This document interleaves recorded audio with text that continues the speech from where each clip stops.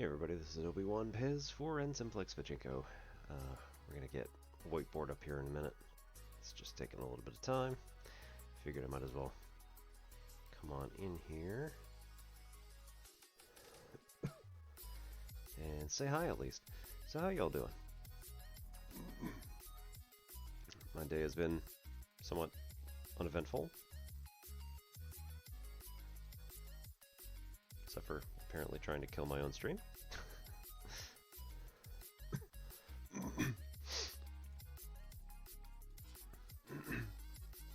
Yep, no worries. So the radius of convergence is going to be the thing that makes your individual terms that involve x become less than 1. So that when you raise them to higher and higher and higher powers, they're not going to go off to ridiculously large numbers. Oh no. Well, that's not good.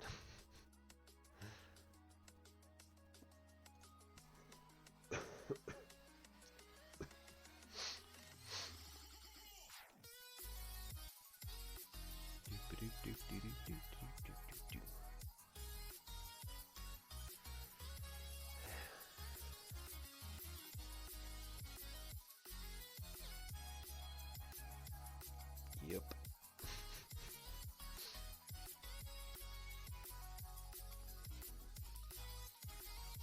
It's gonna give me like 3 new ones now, isn't it? Alright, so let's see if OpenStack says it has not.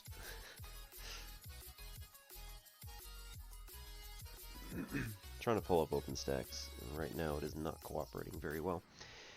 But the good news is I don't really need it that much. It's just a matter of coming up with a slightly easier set of examples. Oh man, November. It's ridiculous. Format background, turn it into a blue graph. There we go. Alright. So let's see if I have some decent ones. Examples I can use, all that good stuff. In with my notes from differential equations.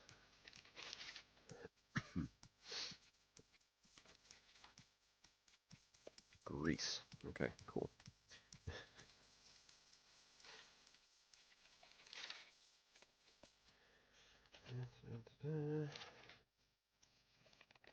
Okay, there we go.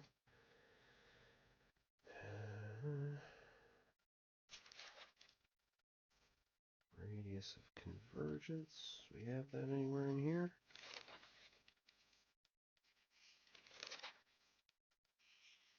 Nope. Cool. That's ridiculous. Again, it's not too bad. It's just a matter of why is this here? Oh, yeah, you want to open. My pre-calc book just popped open just fine. Don't know what's the matter with Calc 2, but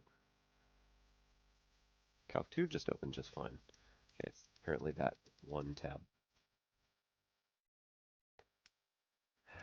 Okay.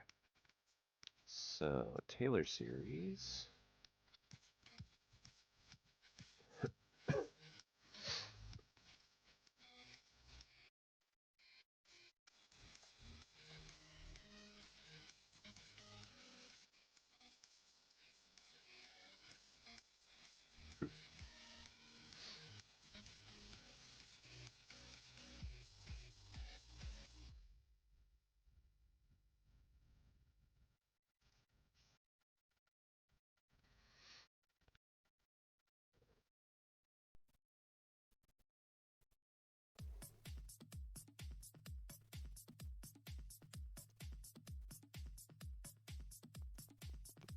Properties of power series, yeah, might help.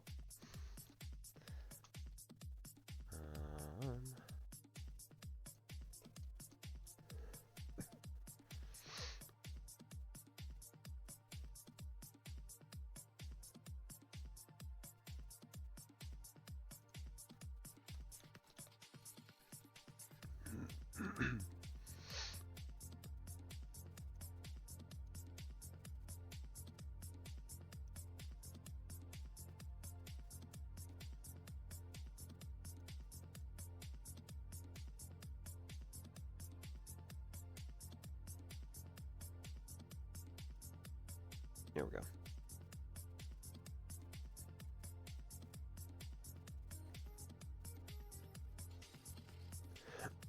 Penn Center, good evening.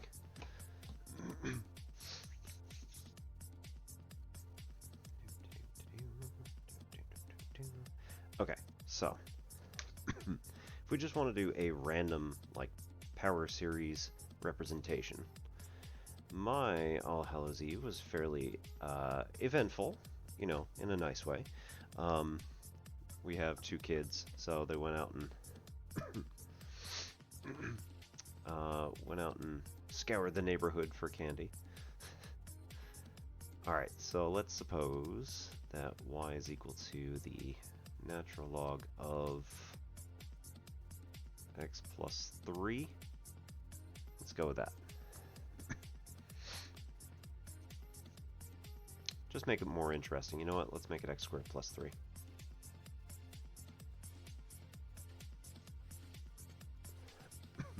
So not factorable, and it's not just a simple transformation, you know, super easy transformation. So the way that we do this, now if we're talking like Taylor series, remember that what we talked about last time was that we said this was going to be represented by the sum as k goes from 1 to n, as many terms as you need it to, of the kth derivative of f at x sub 0 divided by k factorial. Yes, it's a 0 though. That's what it was. Okay, as our constant that's out front, multiplied by x minus x0 to the kth power. Now, you do not have to do a Taylor series representation for this. We could just do a random power series, in which case we're taking a k goes from 0 to n of, not Taylor series. This is just going to be c sub k by x minus x0 to the k. So it doesn't matter what it is, right? You can pick whatever constants you want. It's just that with Taylor series, this becomes a convenient and fairly quickly converging series.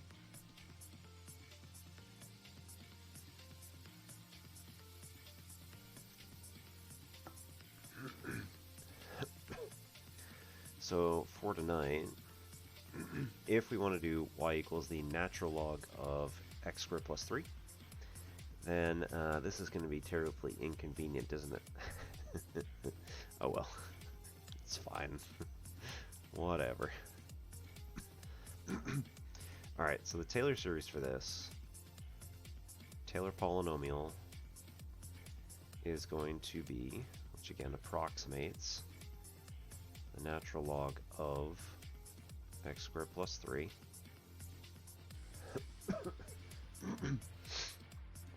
so what we can do is, instead of, this is the important part, right? Instead of plugging all of this in and trying to find derivatives of the whole thing as we go through, one of the things that we can do is we can say, I'm going to just let x squared plus 3 be u. And so if we let x squared plus 3 equal u, then we can do Taylor series of u and worry about the stuff later. So this is going to be, in the first place, we get the 0th derivative, so it's just the original function at x sub 0. So with this, we want to do,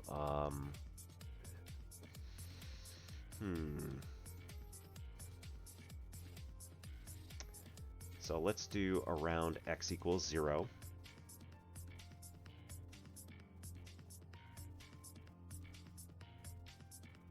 Which means that this is going to be about u equals 3. So again, plug in x equals 0, u gets to be 3. Alright, or we could just do this as a Taylor series and not actually worry about what we have for our initial value. We can just do that too.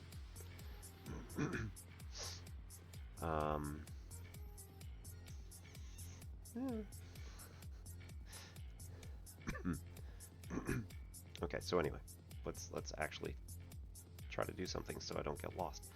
So what we're going to do is, this is going to be the 0th derivative, so it's just the natural log of x sub 0 divided by u sub 0.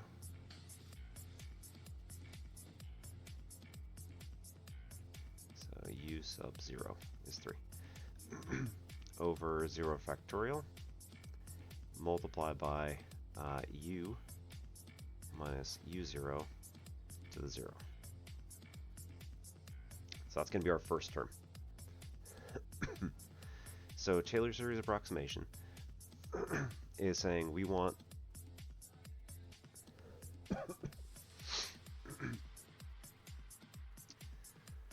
okay, so Taylor series approximation says that we want the function,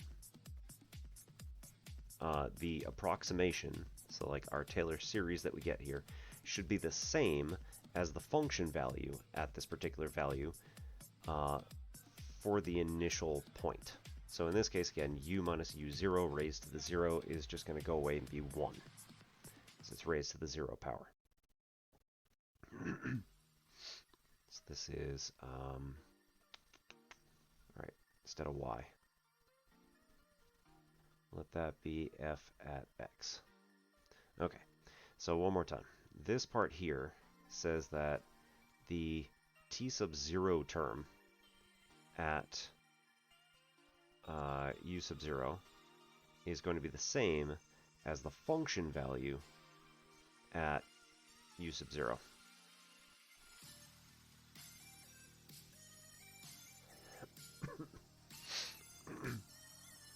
Okay, then when we take the first derivative to get the next term, this is going to say that our t sub 1 term at u sub 0 is going to be the same as the function derivative at u sub 0. So what happens is we take the derivative of the original function, we get 1 over u located at u sub 0 divided by 1 factorial, and then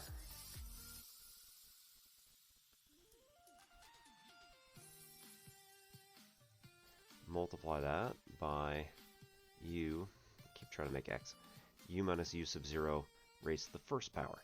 So if we take the first derivative of this term, this thing just becomes 1, because it's going to be u minus u0 to the 0th power. The 1 drops down. And then we're left with 1 over u sub 0, which is the derivative of the original function, again, natural log of u. So f of u is equal to just the natural log of u. Makes it a little bit easier for what we're trying to do. Then, plus, this is going to be 1 over. We're going to take the derivative of 1 over u, and that makes a negative 1 over u squared taken at u sub 0 over 2 factorial multiplied by u minus u sub 0 squared. Now, when we take the second derivative of f at u sub 0, then we're going to get this term, and only this term. So again, this is going to be equal to t sub 2 at u sub 0. So if you're like, well, how does that work exactly in terms of some of these other ones, right? All of these other terms here, when we take their derivative, are all going to clear out because we're taking the derivative of a constant here. So that's gone. And then when we take the derivative of this, it becomes now a constant. And then we take its derivative again to get to our t sub 2 term, which is then going to cause our t sub 1 term to get derived out to 0 again. Now, any of the subsequent terms that are going to come after this, that way, so t sub 3, t sub 4, t sub 5, are still going to have this term here, u minus u sub 0. And then when we plug in u is equal to u sub 0, we get u sub 0 minus u sub 0, so it's 0. So all of the subsequent terms that are after this are just going to be 0. All the terms that are before it, all derived out to 0. So all that we're left with is the individual one term that we're looking for on each individual step. This is the genius of the Taylor polynomial. It's that if you let u equal u sub 0 and you take just the function itself, it wipes out everything except that first term. That's constant. And then you take the derivative, the constant goes away, and then the rest of the terms still have a u minus u sub 0, so they're all gone when you evaluate it at u sub 0 again. We'll get there. Right, I could also do this in simpler terms and not like a generalized polynomial like this. I could do it. Let's do it easier. So we're gonna just take some random thing. So f of x is equal to, and we've got some function. Doesn't even matter what it is. So what we want, the way to create the Taylor polynomial, and I think I did this last week, but you know, it's always worth it to go over it again. The way to create the Taylor polynomial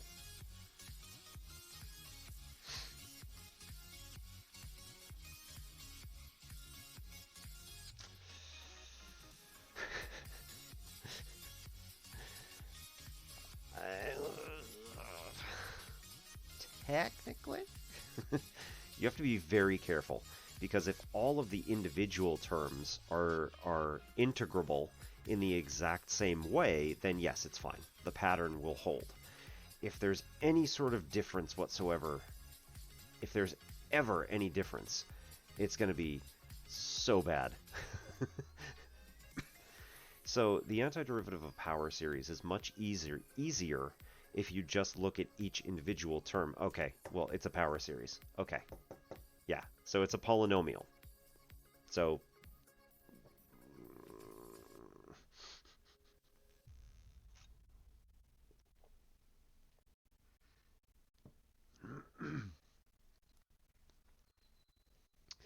so if it's a polynomial, in theory, that should work. I'm going to say again, just be very careful of how you're doing this. All right, so our t of x is going to be equal to, this was c sub 0 x to the 0 plus c sub 1 x to the first plus c sub 2 x squared plus c sub 3 x cubed plus etc.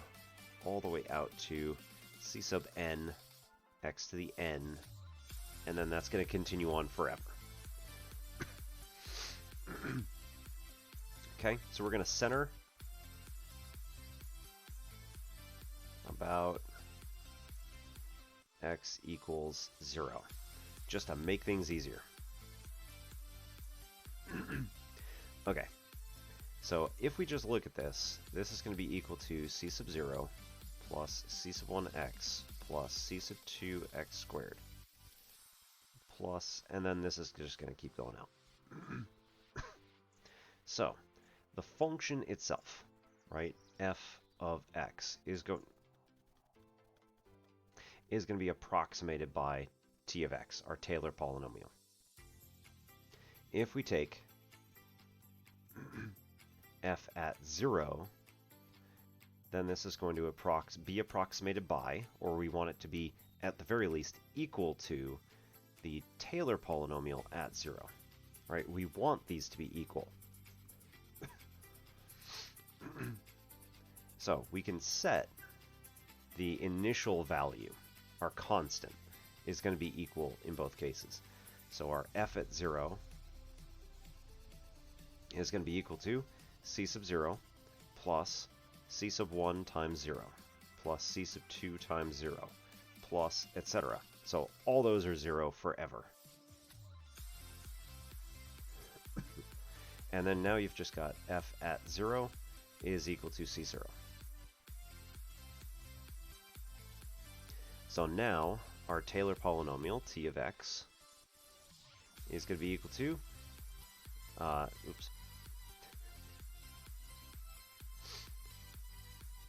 f at 0 plus. All right, move on to the next term. So we do the next one, and we say that f prime at 0 should equal t prime at 0. So t prime at 0 is going to be here. Again, we've got the derivative of c0 is just going to be 0, plus the derivative of c1x is going to be c1, plus the derivative of c2x squared is going to be 2c2 times x, which again, you know,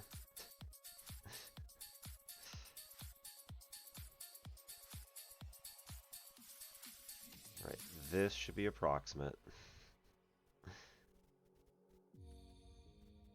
And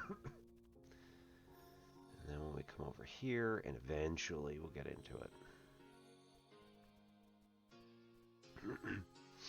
All right, plus 3c3 x squared plus etc. all the way out as far as you want to go. Again, plus n c sub n x to the n minus 1, and that'll keep going on forever. Okay, so then f prime at 0 should be equal to t prime at 0, which is going to be 0 plus c1 plus 2c2 times 0 plus ... All the rest of these are going to be 0 as well. So now we see that f prime at 0 is going to be equal to c1.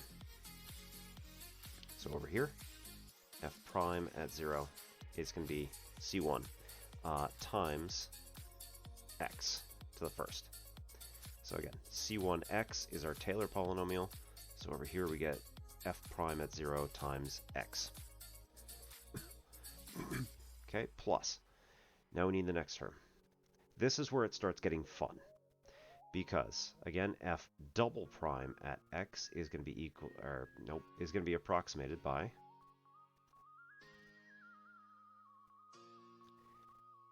t double prime at x, which is going to be equal to, all right, c1's gone, and now here we've got 2c2. Plus, this is going to be 3 times another 2 coming down from the exponent, so now it's going to be 2 times 3, c3 x to the first, plus, this is now going to be, all right, 3 times 4, c4 x squared, plus, as far as out as we want to go, and again we can get here n minus 1 times n times c sub n x to the n minus 2, which again, f double prime at 0, f double prime at 0 is going to be equal to t double prime at 0. So then this is 2c2 plus 2 times 3 c3 times x. X is 0.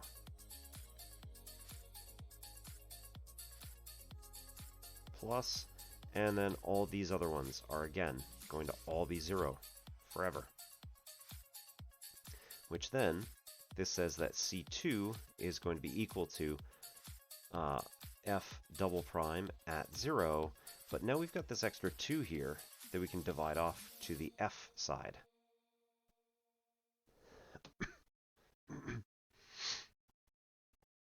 So now this is going to be f double prime at 0 divided by 2 times x squared. Okay, plus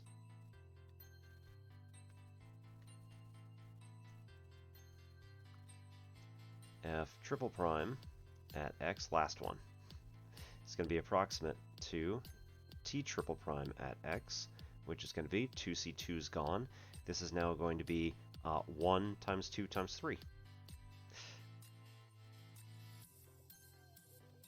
C3, and our x is gone, plus a 2, 3, 4, C4x, plus 3, 4, 5, C5, x squared, plus all the way out 2, n minus 2, n minus 1, n, c sub n, x to the n minus 3. And again, f triple prime at 0 is going to be equal to t triple prime at 0, which is then going to eliminate all these terms. So the 2, 3, 4 thing out here, c4 times 0. And again, all this stuff is all going to be 0 again, leaving 1 times 2 times 3, c3, with our f triple prime at 0. And again, c3 is going to be equal to then f triple prime at 0 divided by 1 times 2 times 3. Now, this should be pretty obvious what's going on now. We keep taking down all these individual numbers as we keep going on, and we keep increasing the derivative. So this is going to be f triple prime at 0 divided by, instead of writing out 3 times 2 times 1, I could write this as 3 factorial times x cubed. And then I could backfill, because this was also 2 times 1, it's 2 factorial. This was 1 times 1, or just 1, right? And then this was also a 1, which we can have be 0 factorial. Okay? So then this goes on until we realize that this is going to be f nth derivative of f at 0 over n factorial times x to the n. Now this one is not just a Taylor polynomial.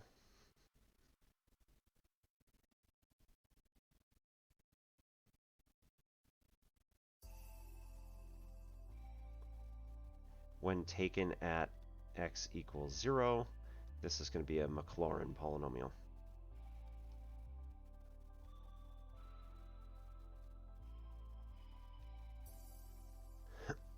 Which, essentially the same. Yeah, it's pretty insane. But you're saying, like, at every single step, what we're doing is we're saying that, okay, look, the function is going to have the same value as its approximation at this particular value. The slope is going to be the same at this particular value. The acceleration, right, the curvature is going to be the same at this particular location.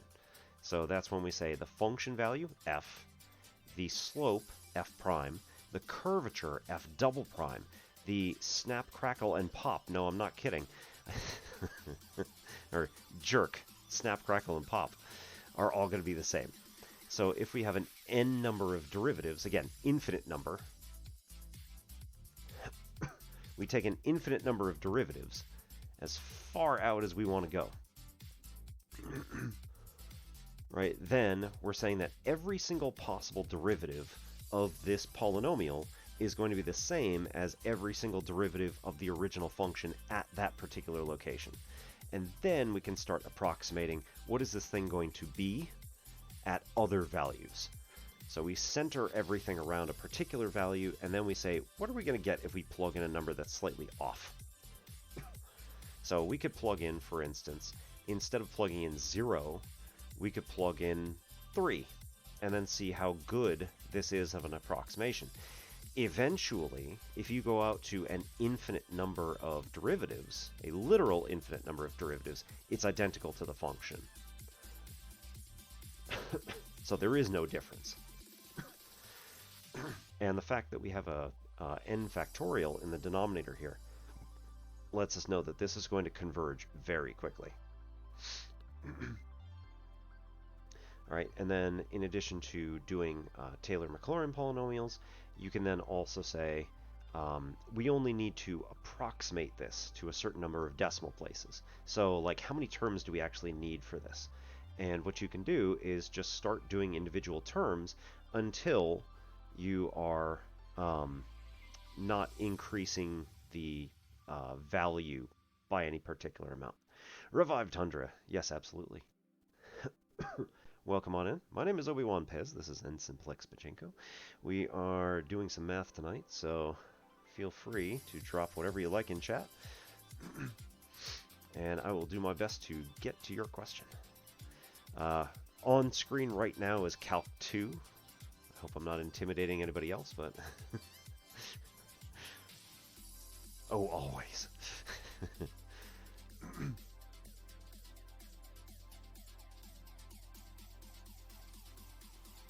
Okay, so this particular Taylor polynomial said we don't actually need to look at this in terms of...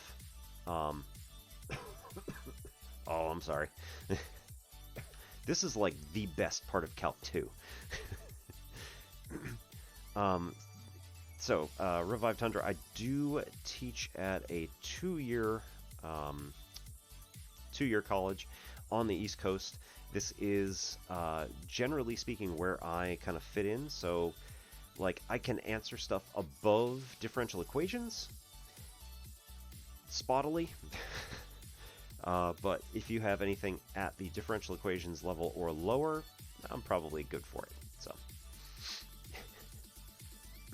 yeah, if you have like math analysis, yeah. UMaine, go Bears.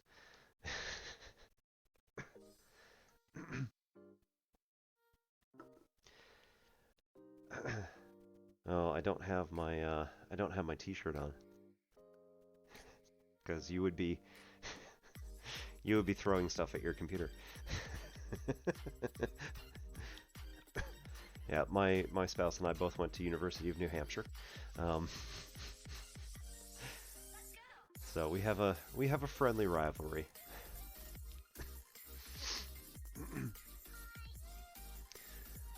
All right, so so we don't have to look at this and say, you know, only when u is equal to 0. We could do this for any value, or u sub 0. When u sub 0 is equal to 0, we can do this for any value. That's what Taylor really said. So, Brooke Taylor decided that we didn't need to use just 0 as our central value. We could expand this to anything we wanted. Nice. Yep. I took a class in undergrad at UNH called Linearity, which was all three of them at the same time. Differential equations, linear algebra, and multivariate calc. It was a rather interesting class. I wish that I had maybe been a little more careful. Okay. Well, that sounds like a perfect candidate to work on what we figure out what's wrong.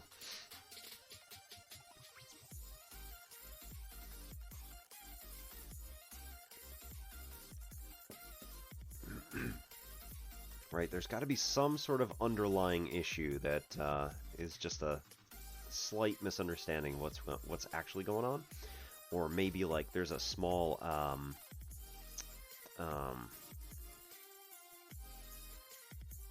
like exception to the rules or something like that with whatever you're working on. That's always fun. Okay, so if we want to do error bound on Taylor, let's see if we can knock this out real quick.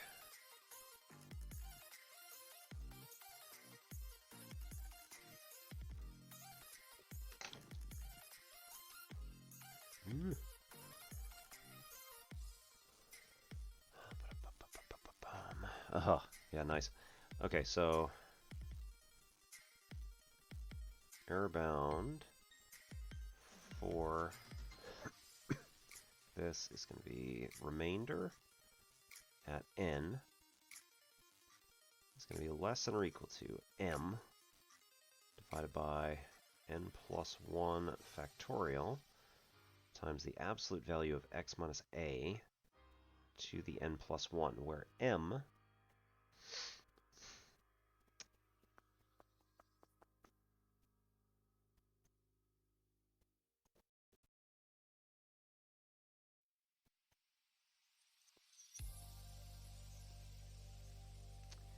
where absolute value of the n plus 1th derivative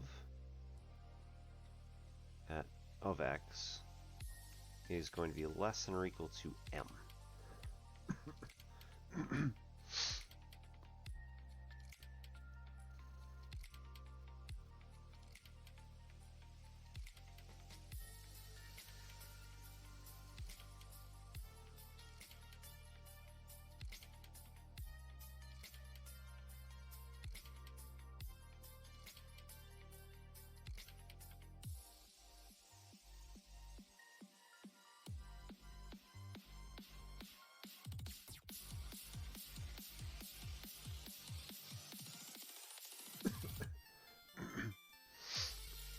Okay.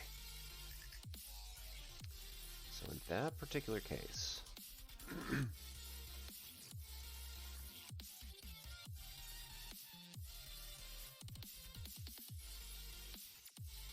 3a.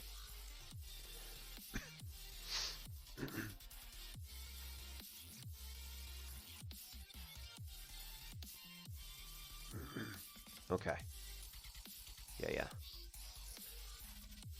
Alright, so it has been about a year or so since I've taught DiffyQ, so be a little might be a little bit off, but we'll be okay. Okay, so Blainland, what we see here is that there's going to be some value m, which is going to be greater than or equal to the n plus 1th derivative of f. So whatever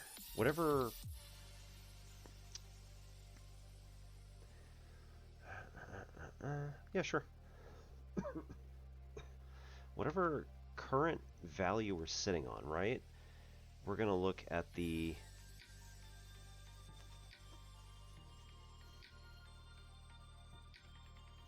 okay. So we're going to look at essentially look at the next term of the Taylor series and say, like, our remainder is always going to be less than or equal to something similar to, not necessarily exactly equal to, the absolute value of whatever we're getting from the next term of the Taylor series. So here, right, this is going to be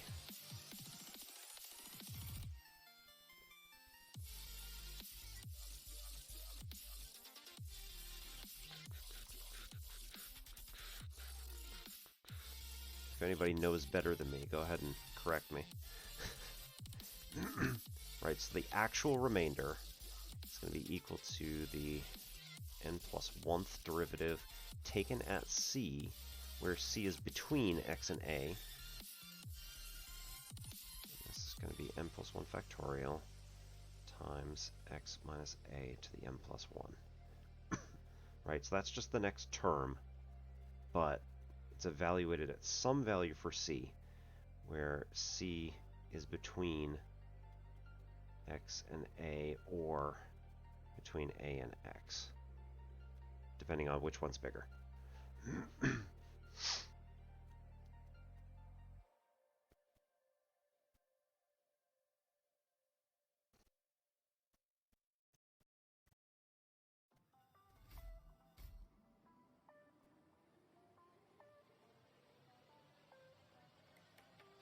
Whoa.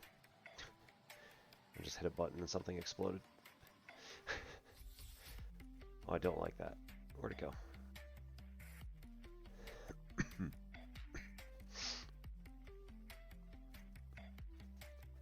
Come on now. I don't want the proof, I want the problem. There we go.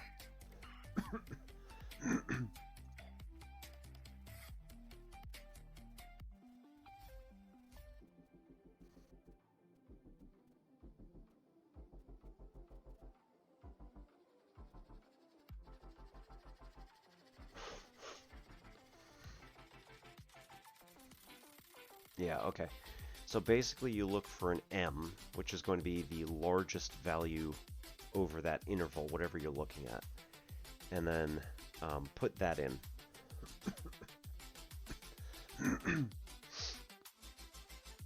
And then you get a remainder value. Okay. So we're going to pause here and work on revive tundras.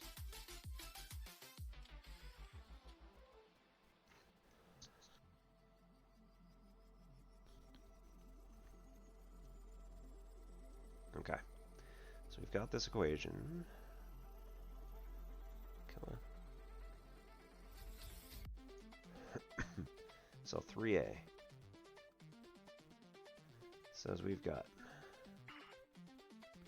x1 prime is equal to 5x1 minus 4x2.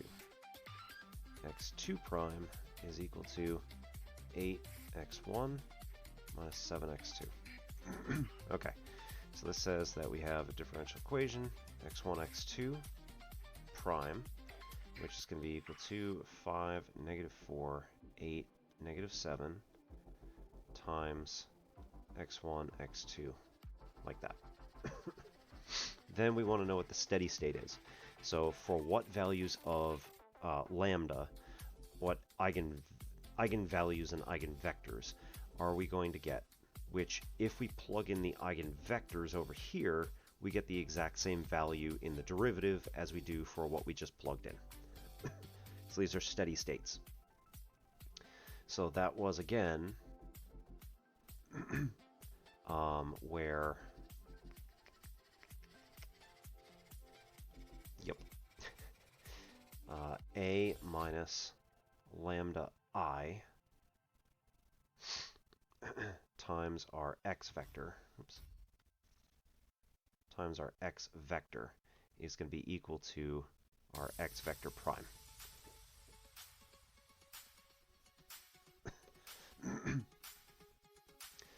So this means that we're going to have a determinant value of this.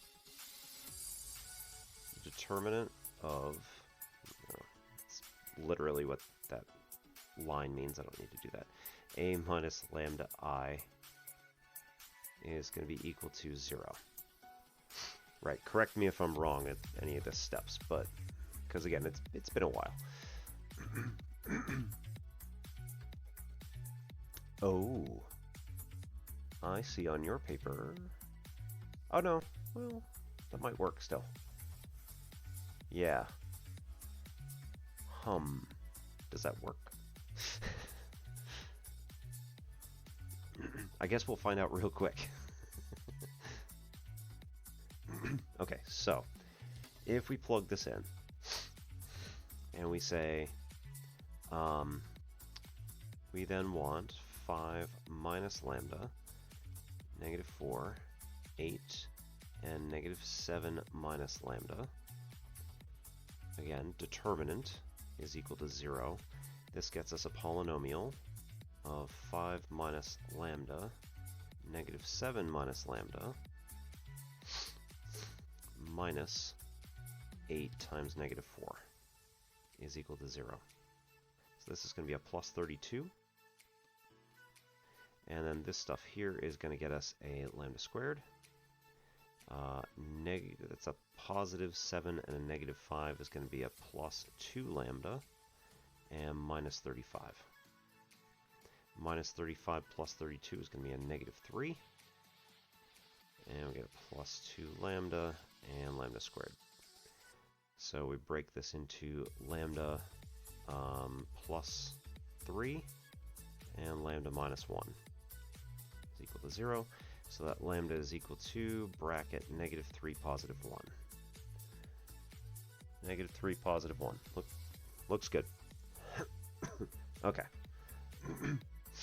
So yeah, looks like it's doing just fine the way you have it. Okay, so then we take these and we say, now we want the vectors for which these will end up working out, right? So we want to augment 5 minus negative 3, negative 4, augment 0,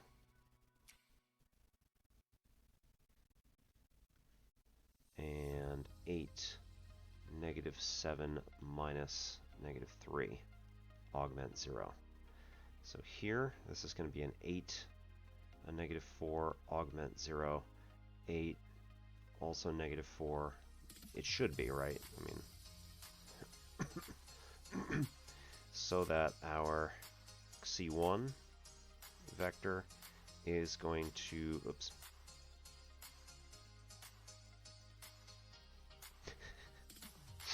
All right, for this, hang on.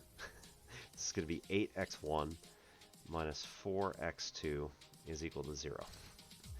So then we bring this over, we get 8x1 equals 4x2, or 2x1 equals, come on, there we go, equals x2.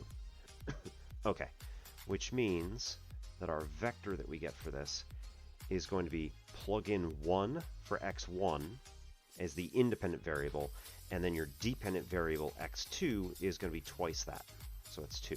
So we get 1, 2 as our first one. You have A and 2A, so yeah.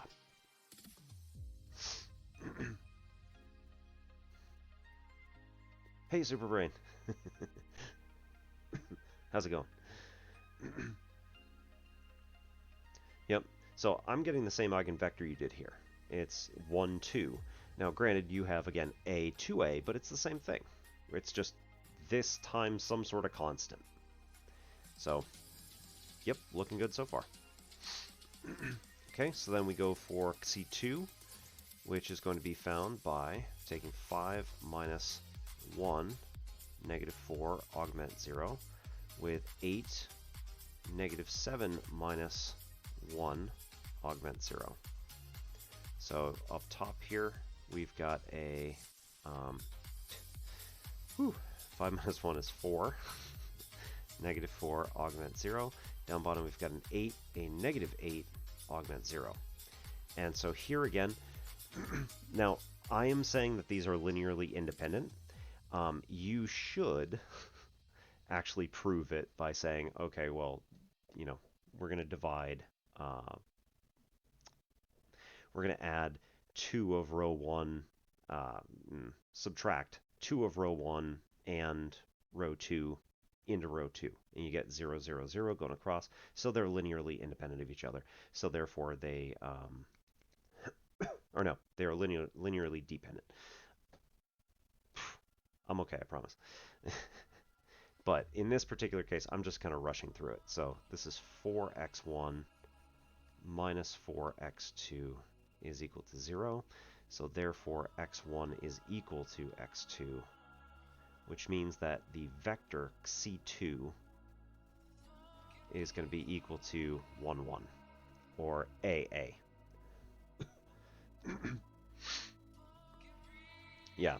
Oh, feel free to, because it has been literal years since I have actually done serious differential equations. Okay, so C2 is going to be 1, 1, and I believe you have AA. Ah. Okay, so you ended up getting the same you ended up getting the same things. So you had a 4 and a 4, well, a negative 4 and a negative 4. They are opposite signs as far as I have it. So just be aware of what's given there. Yeah. Okay, that's interesting.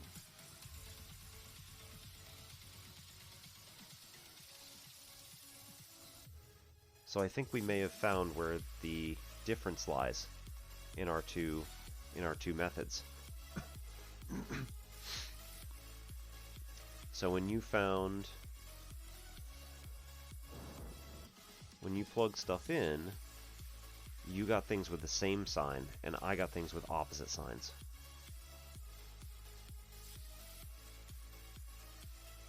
Okay, so interesting question, I suppose. Is that also what your professor does? Like what you were doing? And if so, is there somewhere where it gets reversed?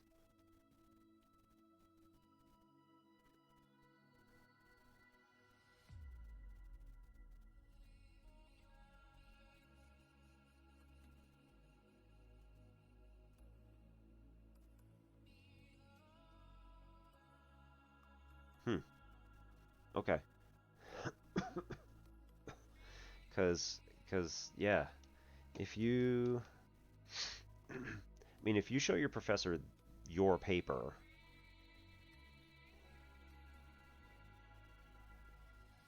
that might be more useful in determining what happened. Um, mm-hmm.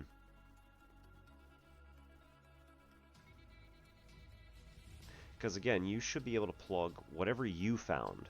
You should be able to plug it in to the original system, and then say like, are we actually getting the right derivative? If it's always off by a negative or something like that, then I think that's going to be, um, I don't even know what it's actually going to do, but it should be off by something. So if we list this out, this is going to be our y vector, x vector. Right? Our x vector is then going to be equal to the solution. It's going to be C1, 1, 2 times e to the, that eigenvalue was negative 3, negative 3t, plus C2, 1, 1, e to the t. So yeah, if we look at this, the way we have it, take the derivative of each one, prime, is equal to C1, and then that's times negative 3. So negative 3, negative 3C1, 1, 2, e to the negative 3t, plus C2, 1, 1, e to the t. So then we set up above our thing. Let me get it on the other screen so I can just look at it. And this way I don't have to like keep going back and forth. Imagine that. Thinking ahead. Alright, so x prime 1 is going to be equal to a negative 3 C1 e to the negative 3t plus C2 times 1 times e to the t.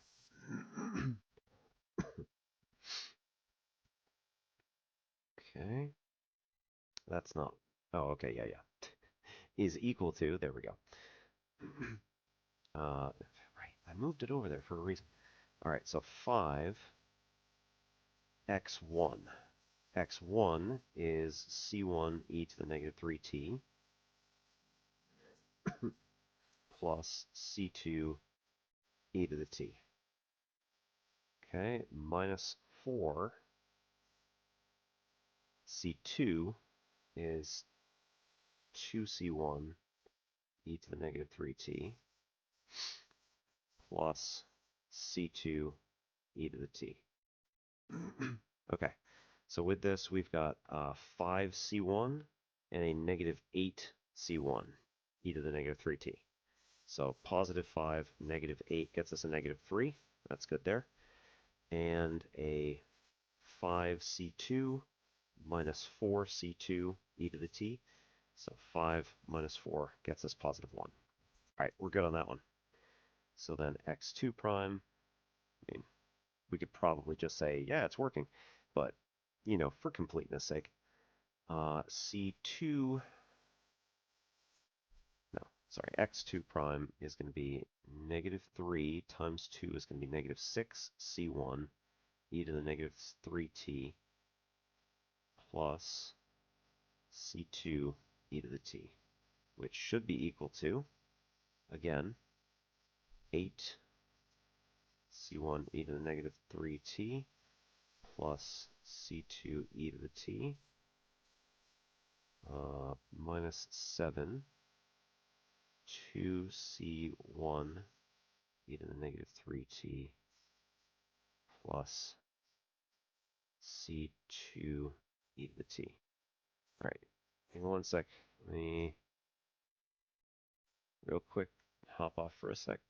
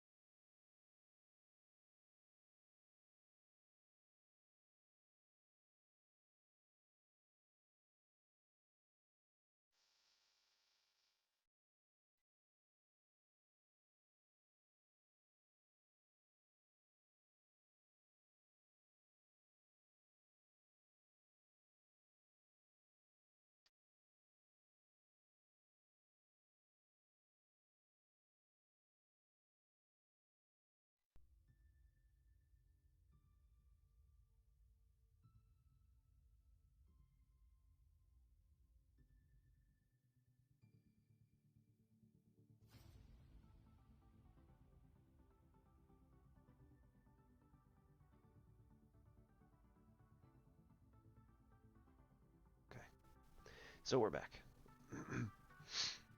So here we've got our 8 minus 14 from the first two, so that's going to work. It's negative 6 c1 e to the negative 3t. And then here we've got 8 minus 7 is going to get us a 1 c2 e to the t again.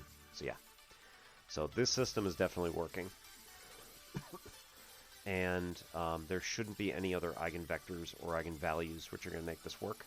It should just be these. Right, and if we graph stuff, it should be pretty obvious that that's it.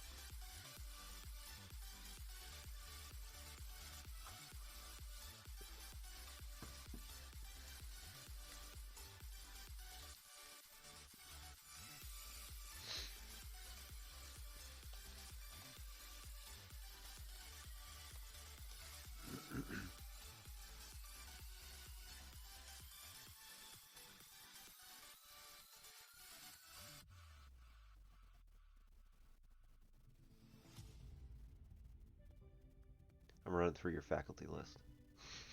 See if I know anybody.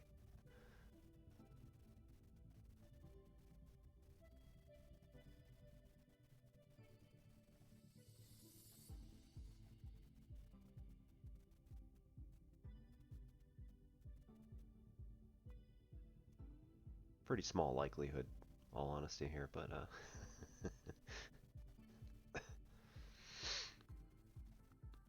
yeah, not really.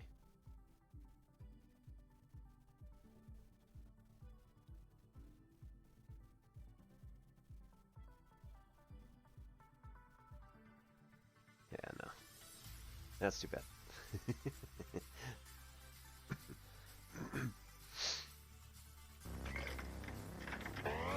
Alright, Revive Thunder. Revive Tundra. Thank you for the follow. How do they use this stuff to make Google? How do you mean?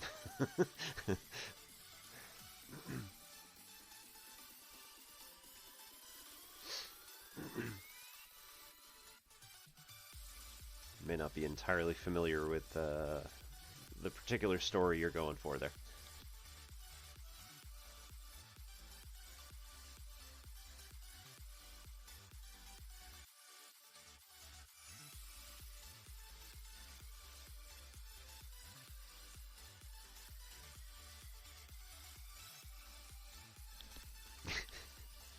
Touche.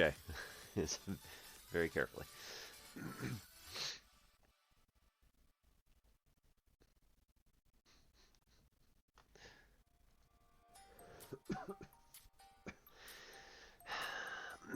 So it depends on what it is exactly.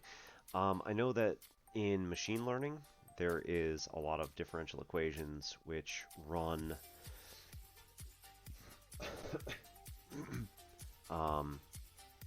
I mean, this is an old one, but ew, come on, catch up. Let's go. Come on, there we go.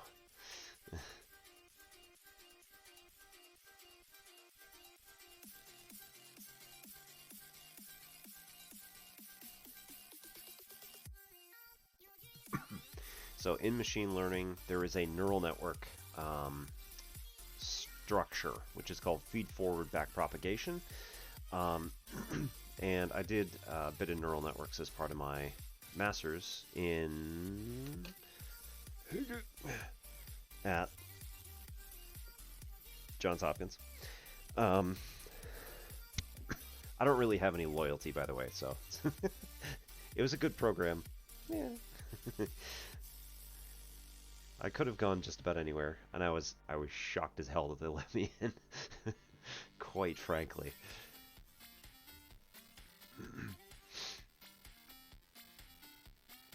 All right, so if we allow ourselves to have some sort of, you know, some sort of neural network, there are connections between all of the individual nodes on each layer.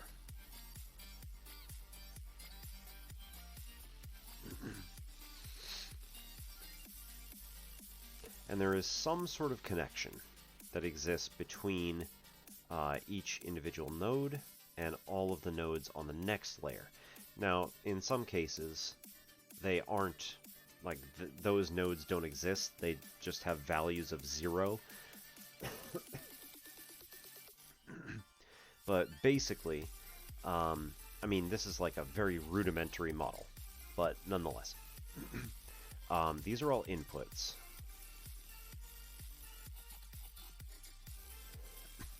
And these are all outputs. And any in the middle that exist are what are called hidden layers.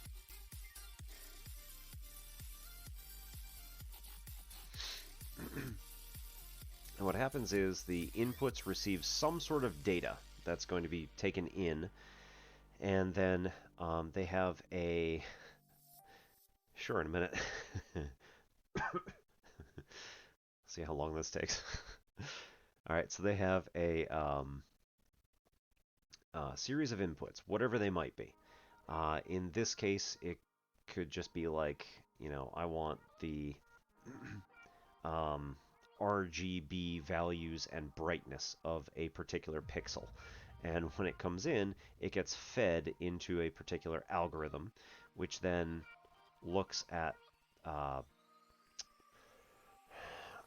certain structures that exist in whatever it is that we're looking at, and then tries to figure out what to do on the next step. Now, the first time that you put something into a neural network, you have to train it. Because the neural network essentially has random values scattered throughout it. And it basically will come out with, oh, you want these inputs? Okay. It runs it through the algorithm. Runs it through a weighted system. I'm not explaining this very well. I'm sorry. So let's go with this, right? This is x1. This is x2. This is x3. And this is x4. So to get to this right here, which is going to be h1, H1 is going to be is going to have its input as, so it's going to have some function that it plugs everything into. The input for it is going to be x1 times weight 1, 1. So there's some sort of weighting constant that is going to connect x1 and h1. Hence why we use 1, 1 for the subscripts for the weights. All right, plus x2 also has an input that goes to h1. It's weighted W21 from 2 to 1. So x2 times W21 plus x3 times W31 plus x4 times W41. Right? So the input for H1 is going to be given by this weighted sum. The output of H1 is pretty much either going to be a 1 or a 0, on or off. So this is usually what we do. It doesn't have to be. It can, in fact, be a... I've talked about this on stream before, and some other people are like, yeah, that's really archaic. So sometimes what happens is it's not a strict piecewise function 0, 1. Most of the time, f of x is going to look something like this. Again, something like this. It's going to be either a sigmoid function, which is a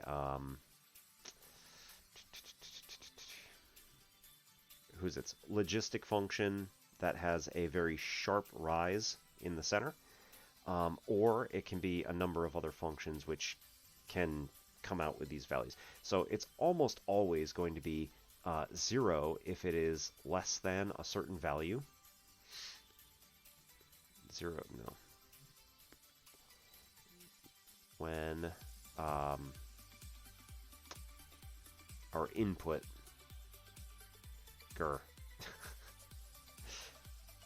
all of this stuff here we'll just call capital I.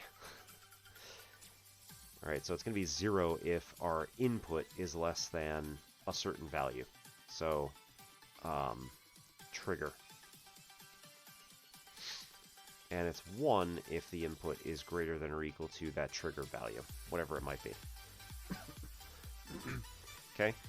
Or f of x looks something like this. It's called an activation function. It's going to be essentially 0 in a lot of the early stuff, and it's essentially 1 in a lot of the late stuff. There are also logic gates which help do this. Okay. Alright. So you've got inputs, which are going to be our things that come into the whatever you call it, right? That come into this neural network.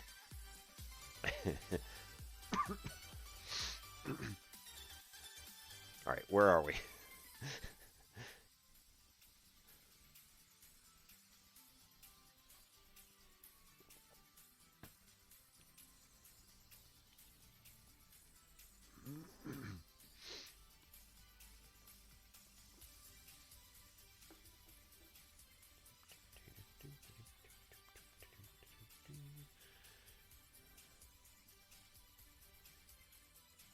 Yeah, one sec.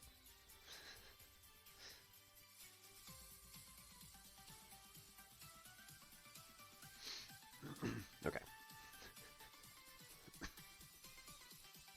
Sorry, some of my friends run a...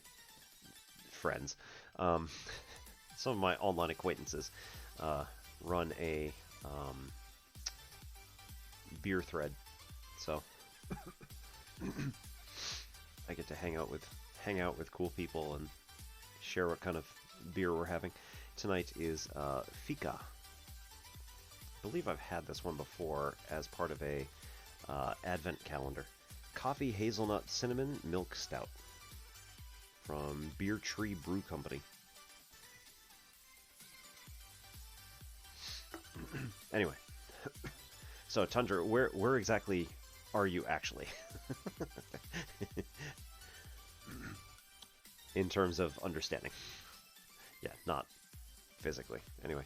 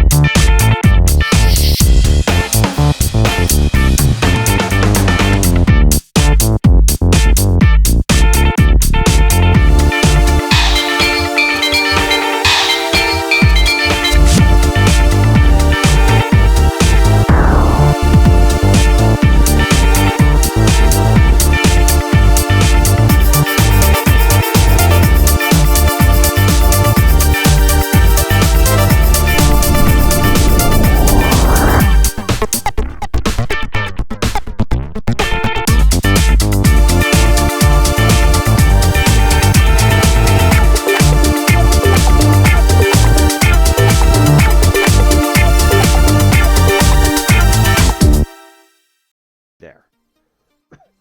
Whereas something that has a very weak connection, like, you know, knowing Fred.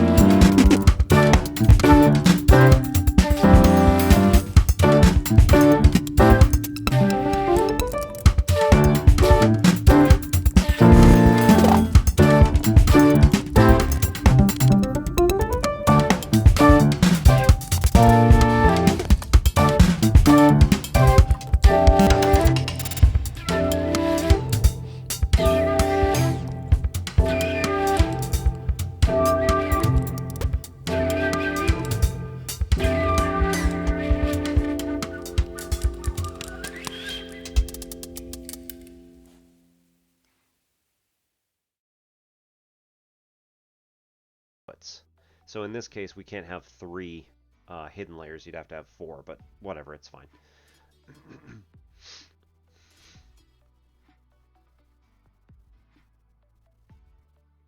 So in this particular case, the inputs to hidden layer equal to a constant multiple of the inputs.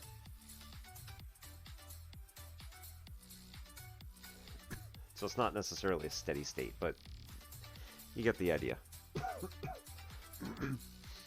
Right? When your weighting matrix basically does the same as a constant multiple. Right. So I'm not sure what effect that would have on a neural network. That'd be really interesting to like do some research into it. Oh, goodness. Oh, my nose. Man, I didn't even spend... I wonder if somebody near me had a cat. Like, owns a cat. And I just... But I was wearing a mask, too. Oh, that's so unfair. I didn't even go outside this time.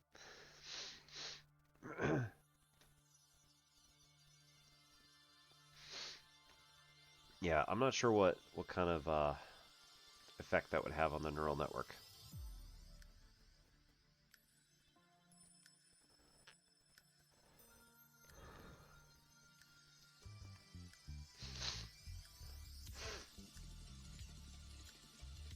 It's interesting, though.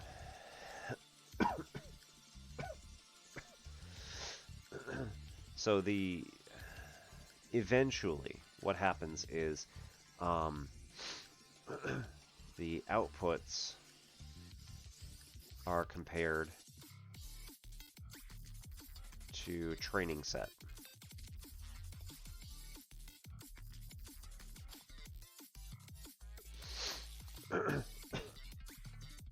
And then the difference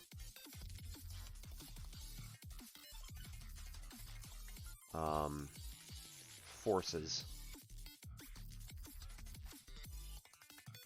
a weight change.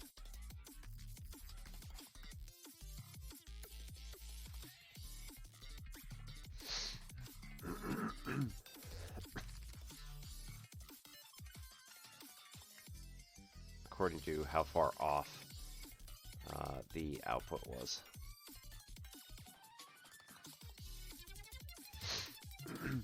So if our output 1 was just like way off, and let's say that the outputs are RGB, so red, green, blue.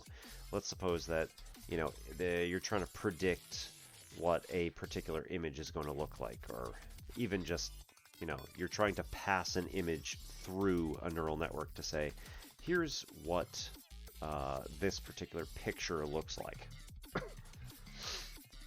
We do stuff with like I've done this before.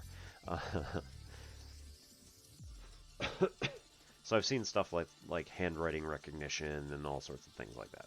It doesn't particularly matter that much, but so what you see is like in the first one, right? It's an R for red. And then you say, how far off was the red color from where it needed to be?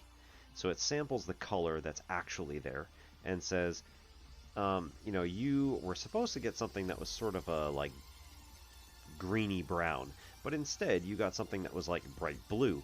So our red amount needs to be increased, and pretty significantly. So it's going to say everything that's tied to this, all of the weights that are tied to this, need to change such that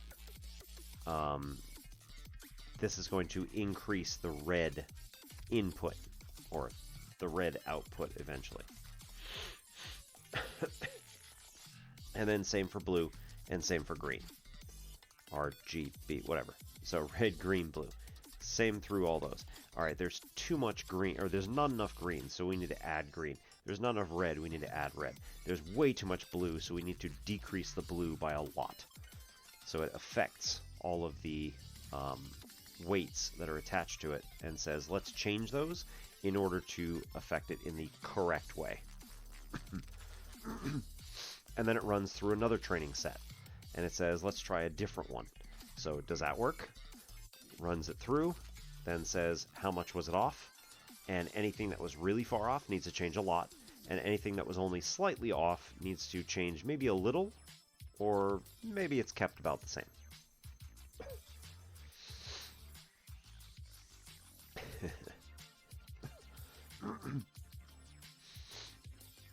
So eventually it works out that way, but the change that's being done is essentially like a inverse function prime. So you're looking at a derivative function, or at least an approximation of a derivative function, in order to change your weights going backward. It was a really long-winded explanation for... Yeah. I really like... I don't think it's out anymore. I think he may have taken it offline, but Rojas had a book.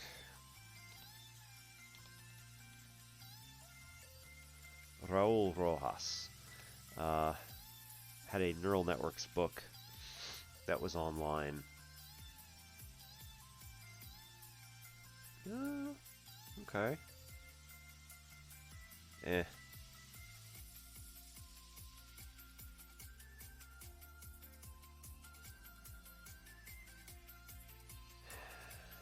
So it's looking like it's not actually available anymore, maybe?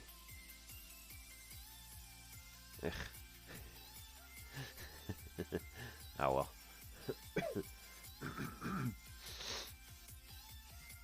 I have downloaded the entire book when it was free. He might have also decided to take it down if they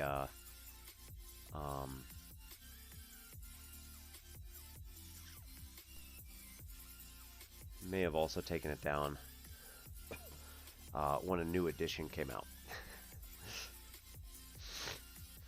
Yeah, 2013? Yeah, that might have been it. They may have taken it down when they did a new edition in 2013. Yep.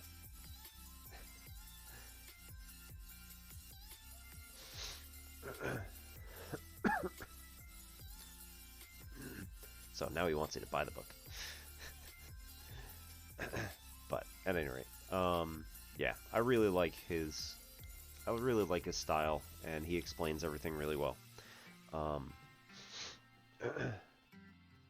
And like a generalized neural networks class is really nice. Ours was master's level. I think you might actually be able to even take that at bachelor's level if it's like, well, it might be more computer science.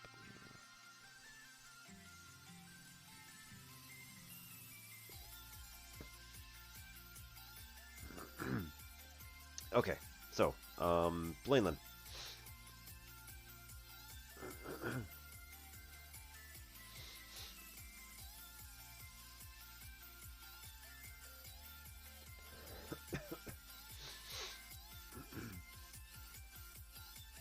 Specifically looking at a partial derivative of a particular function that is in two variables. One of the things that might happen is you might end up with something like z is equal to f of x comma y, and you'll have a surface.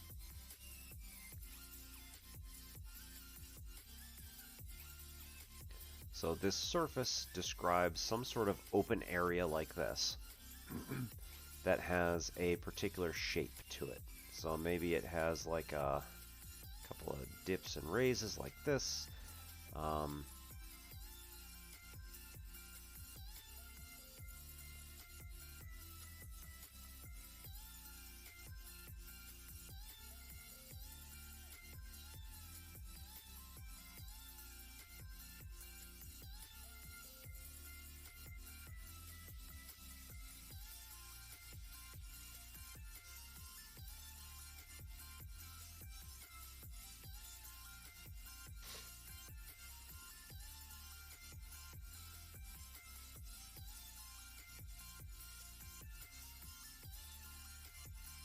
let's say that our surface looks something like this.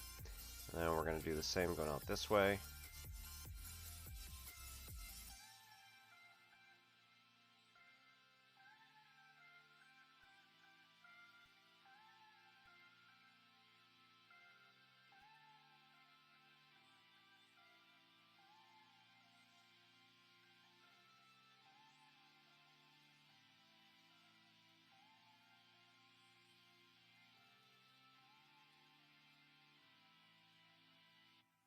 If you're wondering, how does he make it look so cool? It's all an illusion.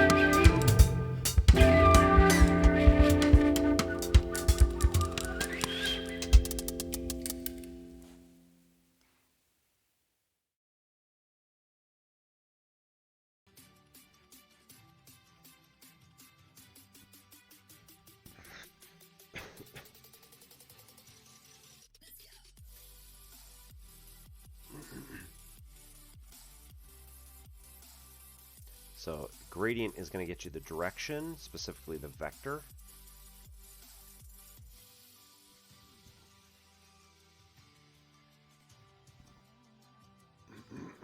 Of the fastest change.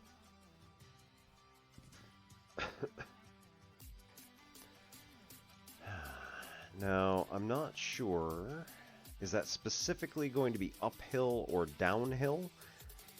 Every time that I've ever done it, it's always been downhill, but that's just me. I guess it could be either.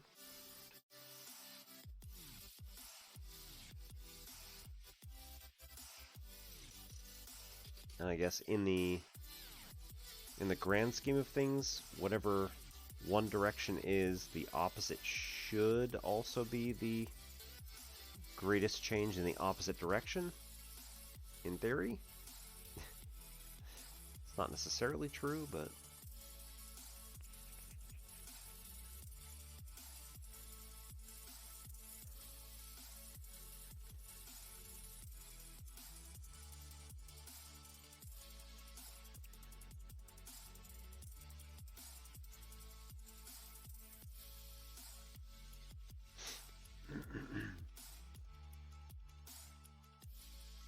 Alright, let me know how you all are doing.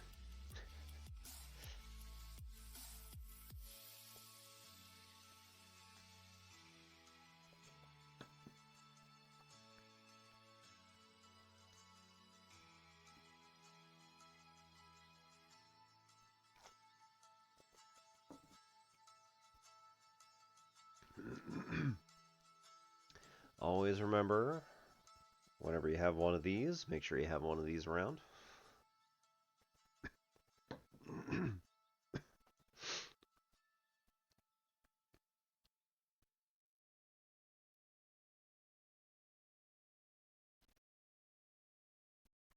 Or indeed several. Right, so like uphill is going to have a gradient that is positive, because you're changing your x and your y values in a positive direction. And then your gradient should be negative going downhill.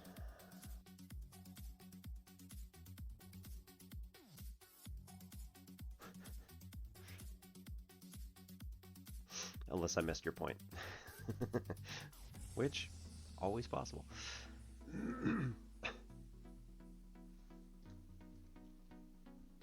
Isn't it like 4 in the morning where you are?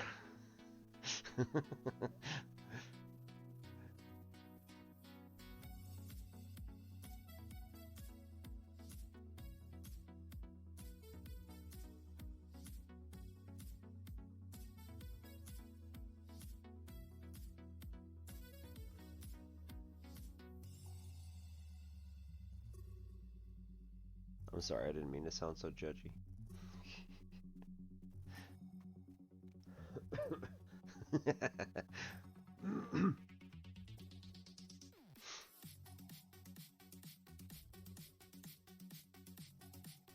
I mean, most of the time it should be, right?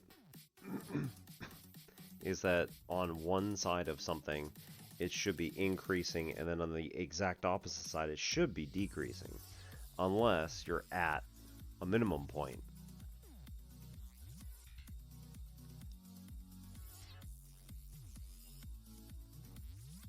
And it's only in that particular plane, right? Because you could then look at it in terms of like, if you turn the plane, it's going to be different. That's...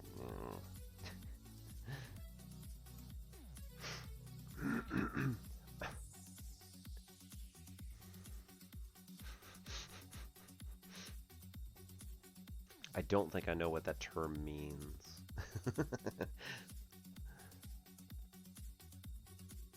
Photogrammetry on Myst cube maps. So it's in the game Myst, yes.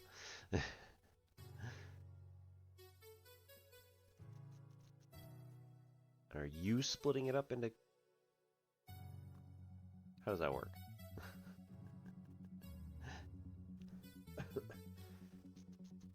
I still need to play that game.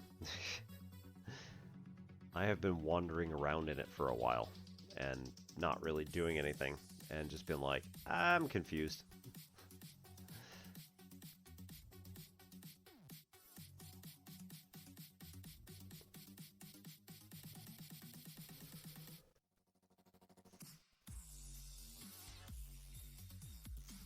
The other thing that I need to do is finish this beer and just get on corrections so that I can correct all my exams while I'm just got a little bit of a buzz going, so that I just don't care. Ayo. I see.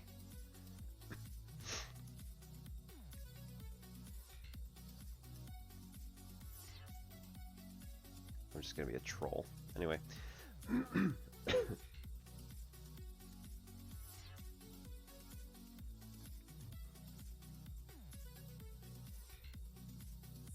Woo! Yeah. I mean, most of them, I'm sure, do the same thing. Right now, I have a stack of about 500 some odd electronic assignments that seriously need to get on.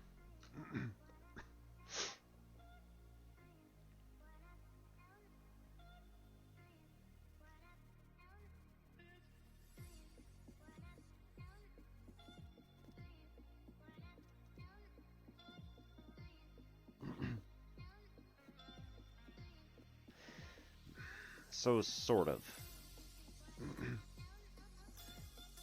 When you're thinking about power series, then yes, your R is going to be your radius of convergence, because if it's greater than 1, it's going to increase as you raise it to higher powers. If you have a value that is less than 1, or at the very least, right, its absolute value is less than 1.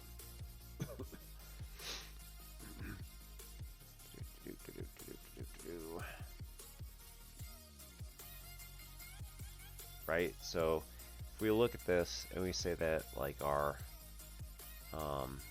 a times r to the n, we're taking a sum as n goes from 0 to infinity, then we're looking at here the absolute value of r needs to be less than 1 to converge.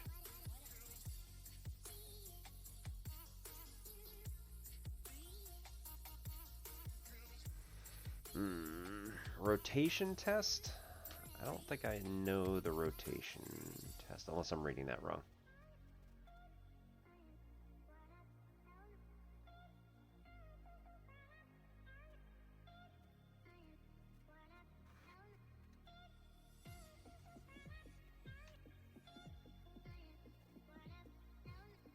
Ratio. Ratio test is often going to be the easier one, but it's not necessarily always going to be the easiest. It all depends on what you have. So I think that doing the ratio test should get you what you wanted, because again, you want your R value, the number you're multiplying by from one term to the next, to be less than 1. Again, magnitude less than 1.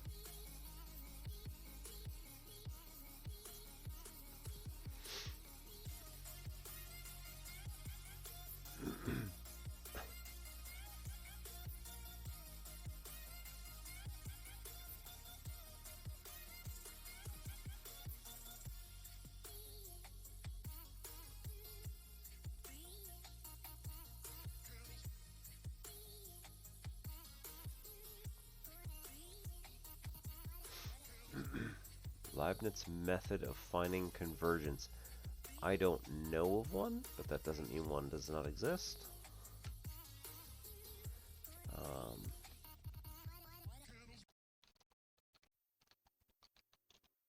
Looks like it.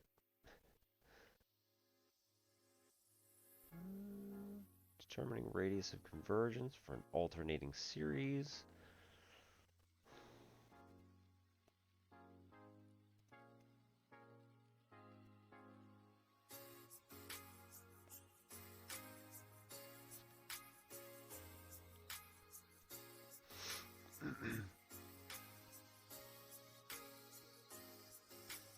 Alright, so the Leibniz theorem is the alternating series test, according to what I just read 2 seconds ago.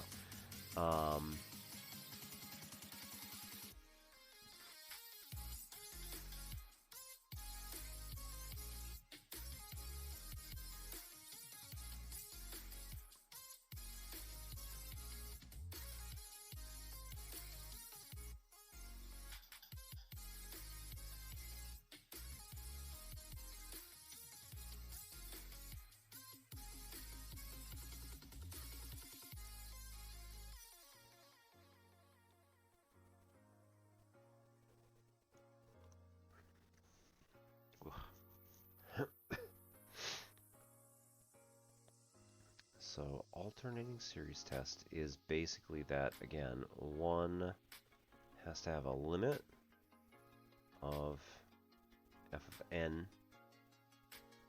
as n approaches infinity equaling 0. And I guess a sub n, but whatever, it's fine.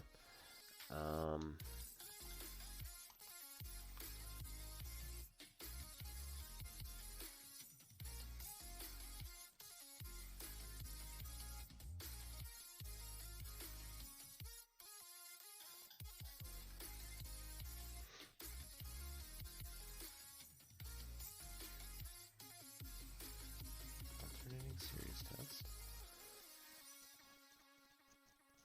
Right, so what else has to be true?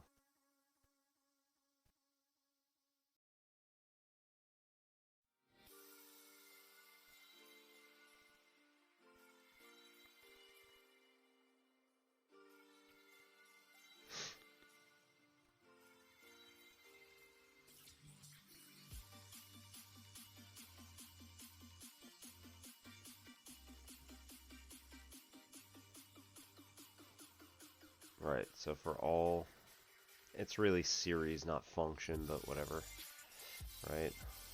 So instead of F, they do A or B or whatever you feel like.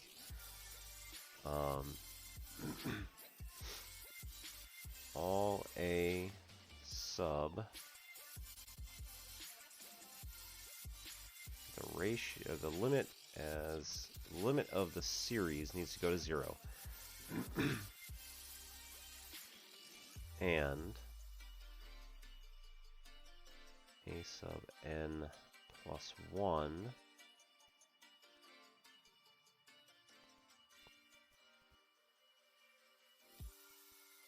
needs to be less than or equal to a sub n and greater than 0. For some n goes from 0 to infinity of -1 to the n or n plus 1, doesn't really matter, times a sub n.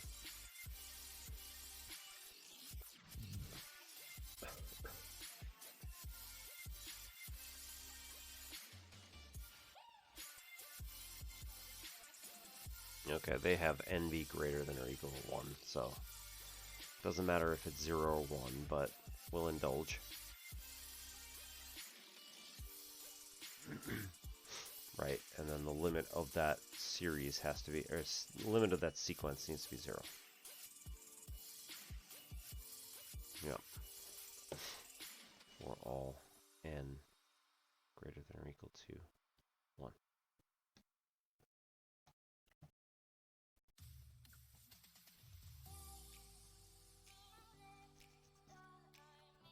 Which part?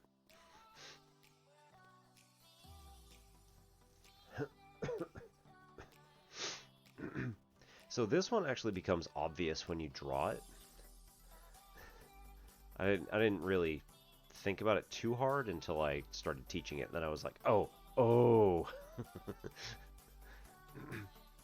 So let's say you have, 0.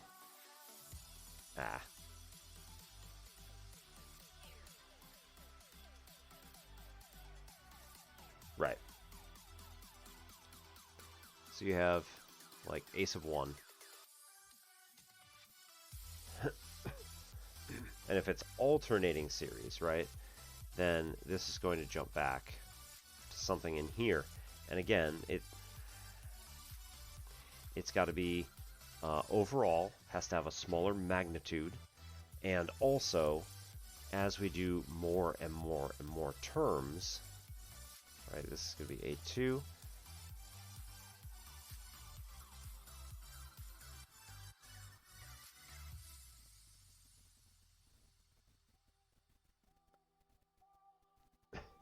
It moves to A3. It moves to A4, right?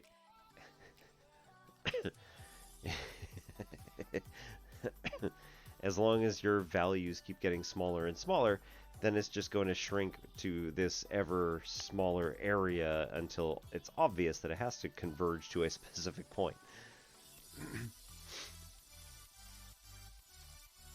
So the limit of our sequence has to go to 0, and also it has to alternate in its signs. So increase some, decrease a smaller amount, increase a smaller amount, decrease a smaller amount, etc. Now, who knows where that place might be? It could be that this ends up then being like here. Instead of where we were expecting from the beginning, this kind of oscillating toward the middle or toward the other end. It just kind of depends on what's going on with the individual sequence values.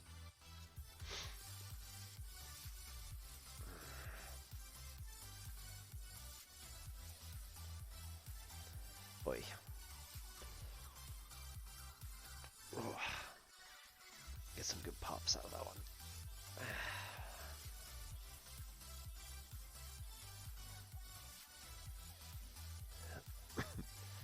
Oh my god. I went to my karate organization's website, finally.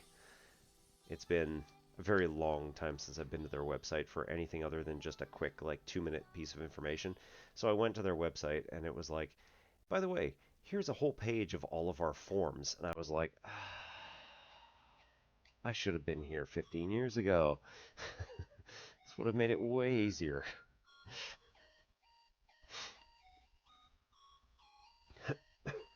So we're just making this argument that a sub n is going to be a positive number, so that the -1 to an n power is going to alternate, literally alternate the value or the sign that's sitting in front of it.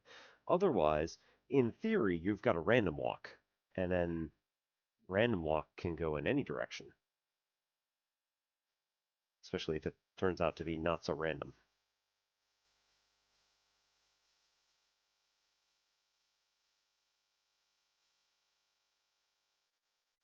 I don't think I understand you.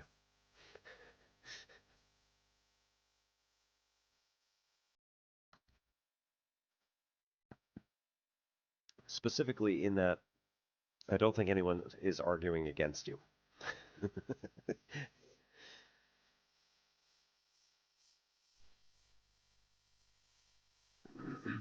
Right? Unless the individual terms are infinite, in which case it's kind of moot. Um, then you should always have a finite series, so a finite number of terms which are themselves finite must converge. Um, it doesn't necessarily have to converge in the sense of getting closer and closer to a certain value, because you could all of a sudden have like one number way out on the end that causes you to jump way out here. And like, yeah, okay, fair enough.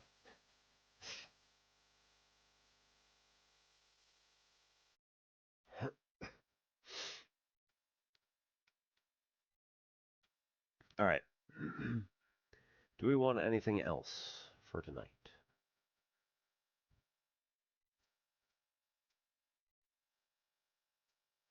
Do we want to finish the Taylor series?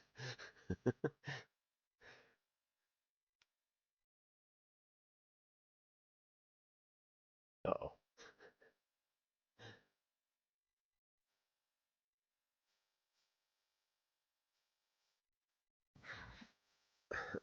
Excuse me.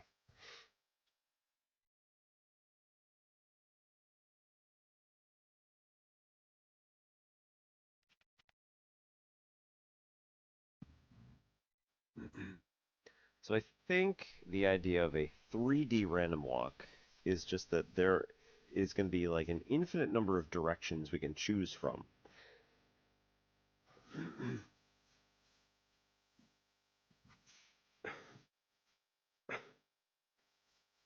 Like a 2D random walk is at least has a pretty good chance of not making it back because it can go in an infinite number of angular directions, unless of course you're limiting it to north, south, east, west, something like that.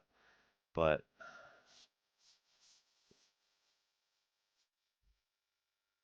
well, there's always a chance, but the more dimensions you start increasing, the less likely it is that it'll happen.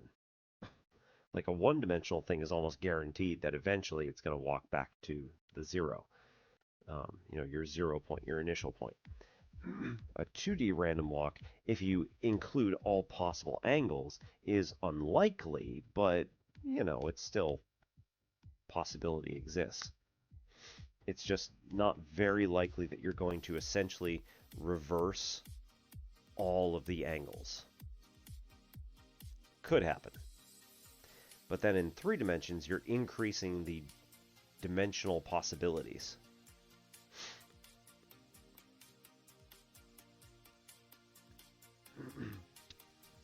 So, no, if a ball is being thrown upward, then the speed at which the person's arm is moving is the initial velocity. So if it's just being dropped, the initial velocity is 0. But if it is being actually physically thrown, then the initial velocity is non-zero.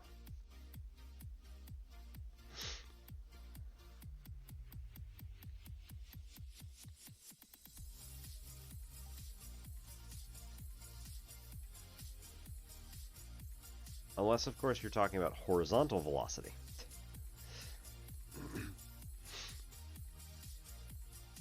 Right, so think of it as a vector. In what direction is this ball being thrown? And then based on that individual vector,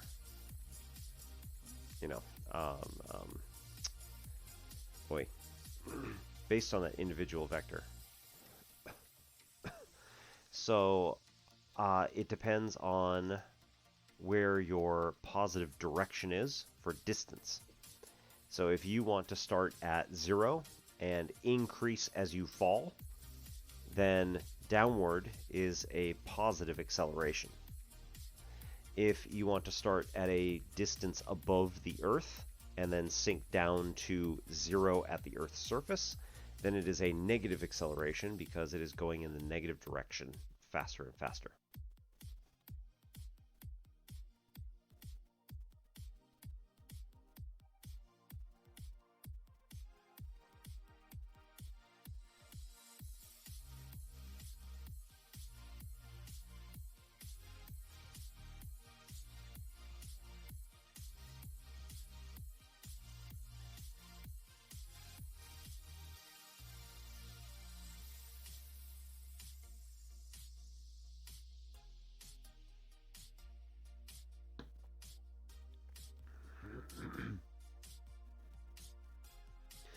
So it has really nothing to do with the action that's being done, so much as it has to do with the choice that you make, or that the person who created the scenario makes.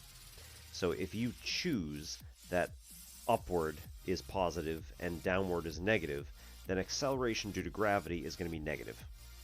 If you choose that negative is upward and positive is downward, then acceleration due to gravity is going to be positive. So it only matters which direction you choose to be up or down.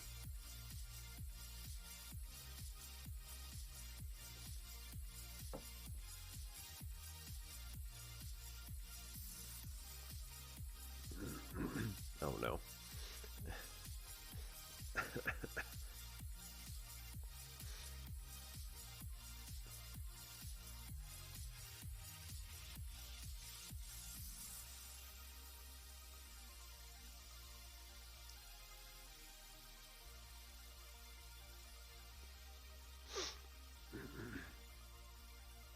force exerted by the man on the platform is equal to his weight.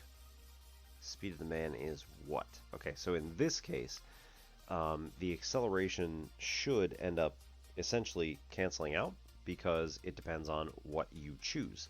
If you choose all of your forces to be... now I can't actually see the individual picture that you have there, but if you choose that the forces are positive in the down direction, then gravity is also positive in the down direction. If you choose that the forces are positive in the upward direction, then gravity is going to be negative because it is opposite that. So it's all up to what you feel like.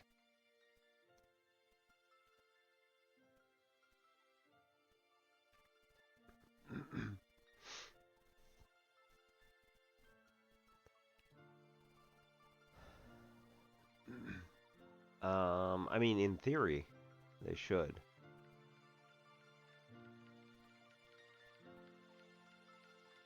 Because otherwise the person will be accelerating. Although they might be accelerating toward the center of the circle.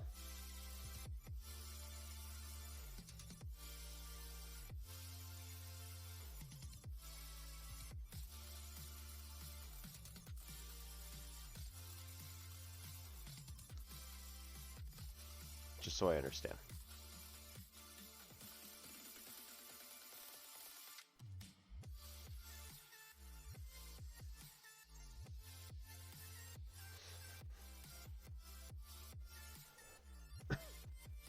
It depends on what you choose. Unless they specify a specific direction is positive and a specific direction is negative, then you can choose which one is positive and negative. Because again, it's all going to cancel out when you choose a particular direction to be positive. And then everything else has to fit into that same mold. Everything else has to fit into that same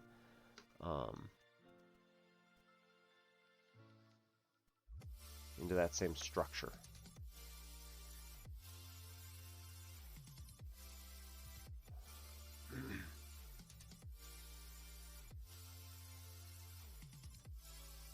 So here, this is 40 meters. That's huge. This person is like that big.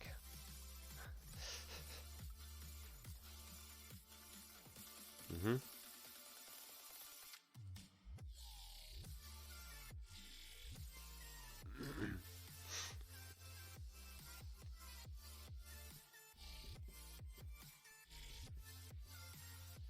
Oh, diameter. Okay, 20.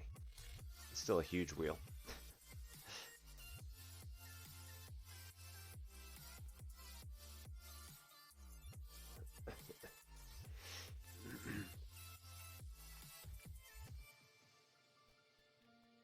Okay, so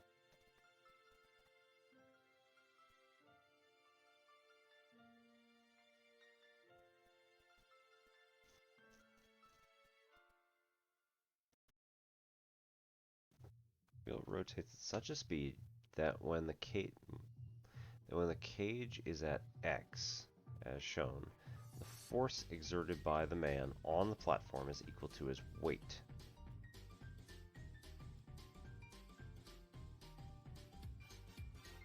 Alright, where's X?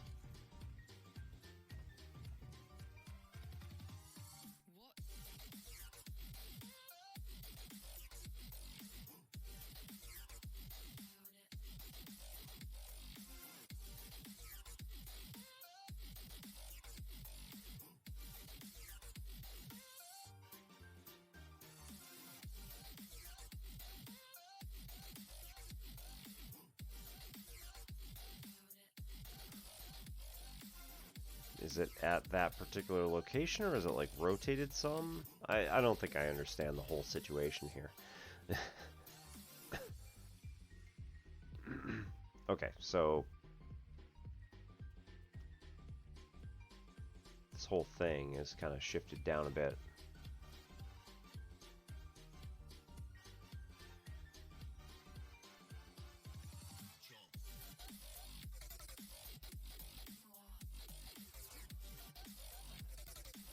Alright, highest point in the circle. X is inside the cage. And is this reasonable?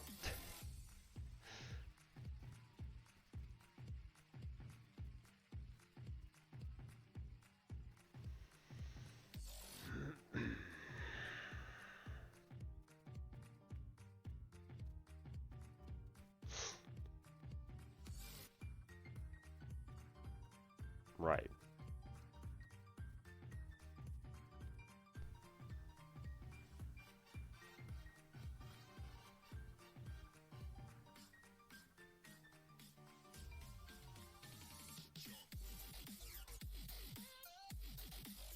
Yes. So where? Goodness. So we're saying that the person is standing.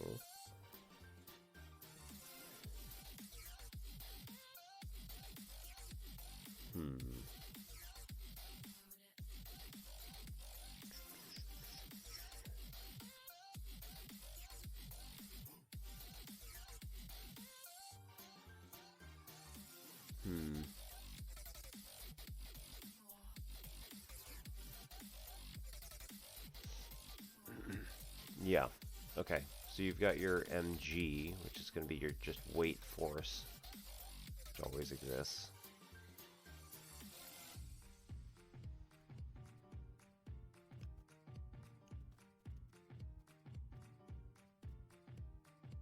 Right, and then centripetal force.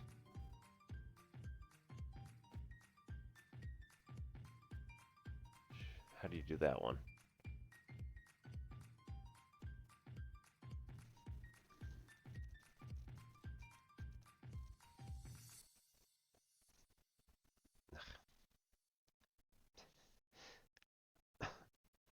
So what's centripetal force?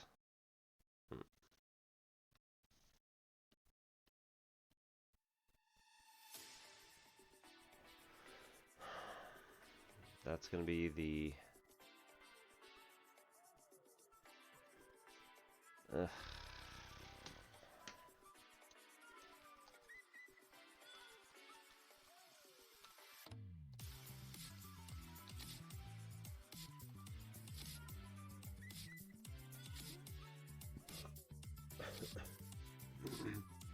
Right, m v squared over r.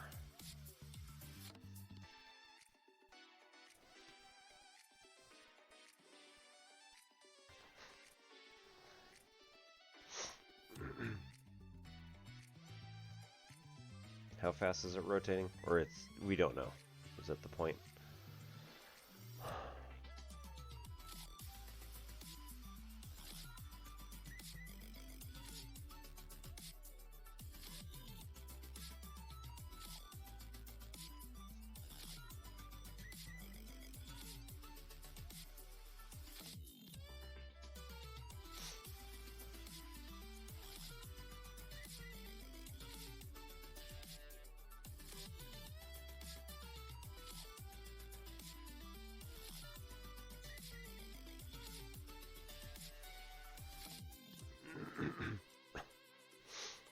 I mean, like, since the only forces that we definitely know exist are going to be gravity and centripetal force, then the normal to that should be up.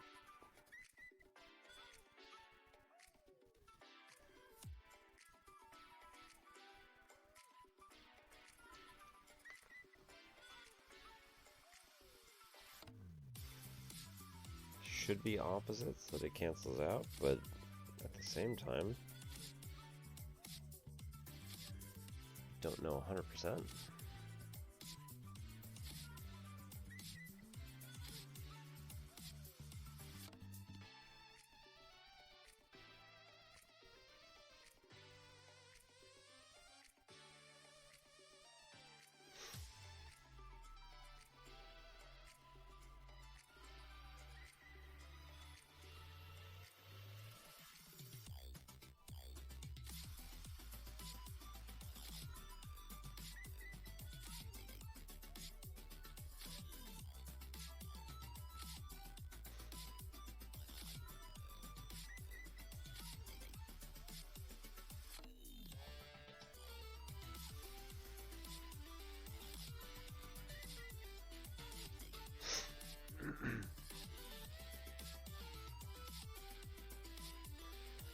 weight plus the normal force.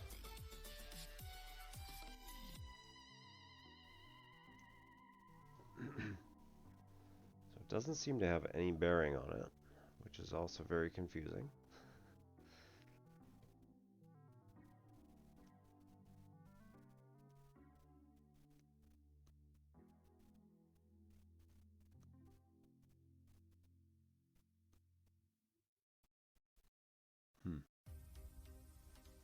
Yep, I don't think I have an answer for you.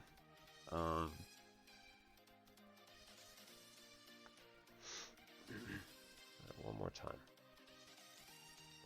Force exerted by the man on the platform is equal to his weight. So there's your normal force. What speed is the man traveling? Okay, so our centripetal force is going to be equal to... Sorry, our v squared is going to now be equal to centripetal force times r divided by m. V is equal to square root centripetal force times r over m.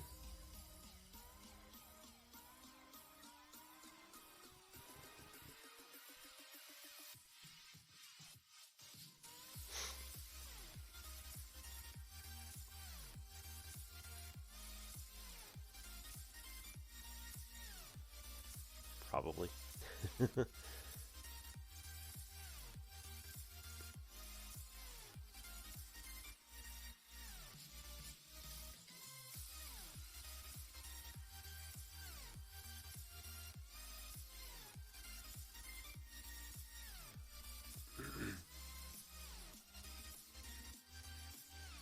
So I would have imagined that the normal force and the centripetal force were kind of partially canceling each other out.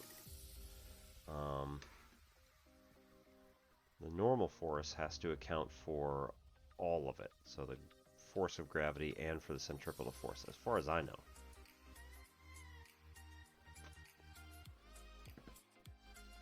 But then there could be other forces that are in there, which are adding into the normal force that I'm not seeing. Normal force is going to be the same everywhere we go. Okay. Okay. So is the man's platform going to rotate over to this position here, and then this position here, and then this position here?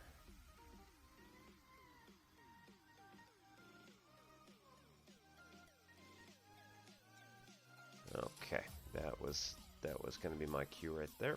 Okay, damn it.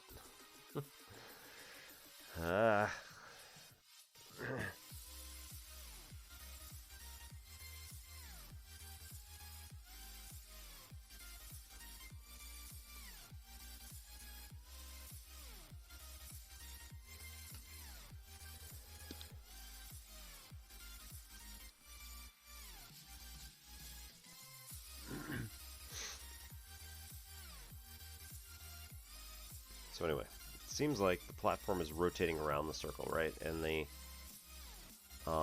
normal force is going to be on each of these. I need to change colors again. What color is normal? Blue. So it seems like the normal force is going to be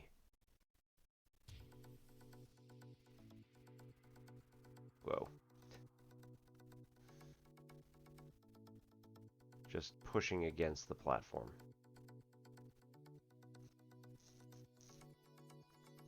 So how much force is being pushed against this platform here? And then this is going to be a lot more, I think.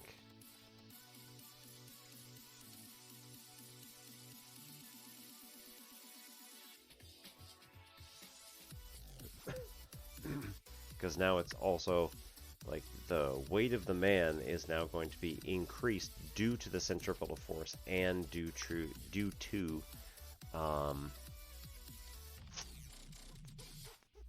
right, the upward acceleration, which I think is really where the centripetal force comes in.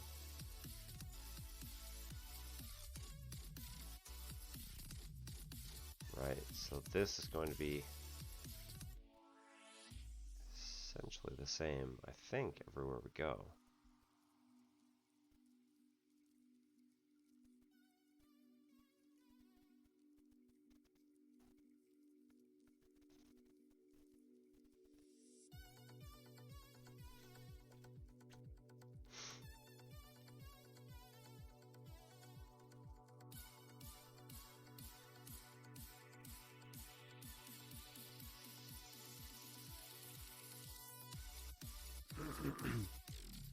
So centripetal force is always at pointing toward the center.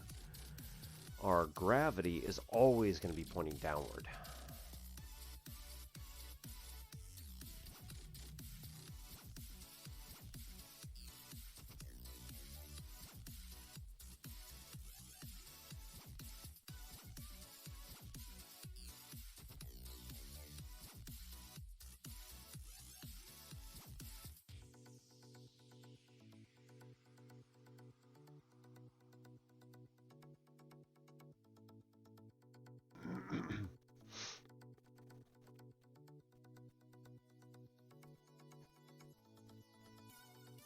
Alright, so mg is constant.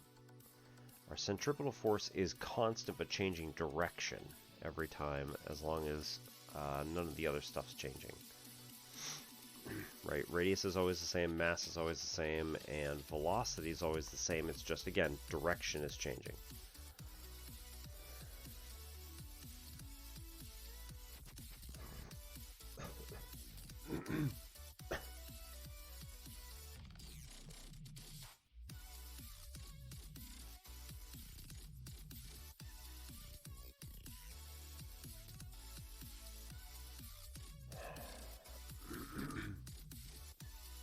Force diagrams.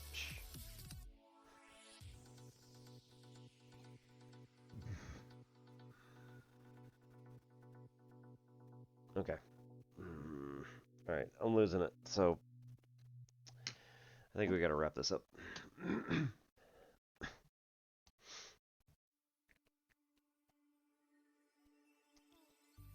Well, thank you everybody for coming. This has been a lovely evening. We will be back again on Friday for games, and next Tuesday for more mathy type stuff. And if we have some extra time, sure, why not? We'll throw some other stuff in there. But most likely not. Most likely just Friday and Tuesday for now.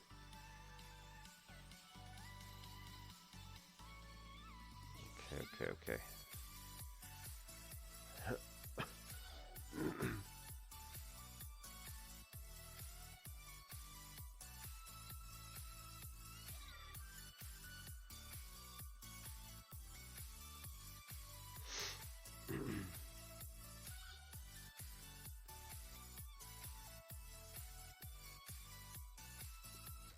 Alright, I think we're going to go see Selena because she is playing A Link to the Past randomizer for the first time. And that is, honestly, that's just hilarious. I love A Link to the Past. I love the randomizer they have there.